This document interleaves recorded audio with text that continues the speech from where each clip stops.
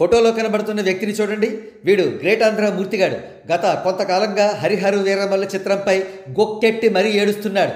ఆ cinema July 24న విడుదల కాబోదని, ఎందుకంటే ఆ సినిమాను ఎవరూ కొనట్లేదని ఏదేదో పిచ్చి కోతలు కూశాడు.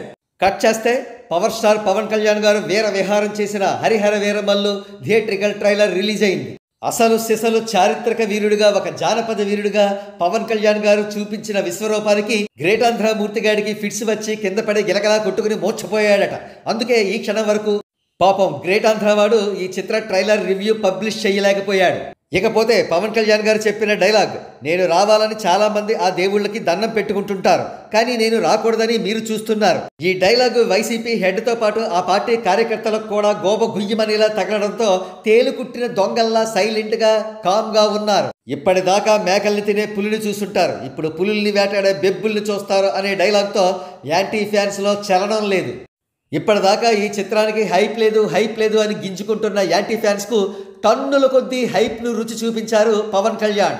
ఆఫ్టర్ ఆల్ ఒక ట్రైలర్ లాంచ్కి తెలుగు రాష్ట్రాల్లోని థియేటర్లో వచ్చిన పూనకాలు నభూతో.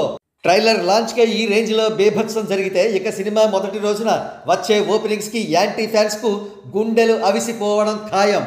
అందుకు తగ్గట్టుగానే ట్రైలర్ ఫస్ట్ 24 అవర్స్లో ఆల్ టైమ్ రికార్డు వ్యూస్ సాధించే దిశగా దూసుకుపోతోంది. అన్నింటికంటే ముఖ్యంగా భారతదేశంలో హిందువులకు జరుగుతున్న అన్యాయాన్ని ఎదిరించే వీరుడుగా, ధీరుడుగా పవన్ కళ్యాణ్ గారు ఈ ట్రైలర్లో కనిపిస్తూ ఉండడంతో సనాతన ధర్మవాదులు పండగ చేసుకుంటున్నారు.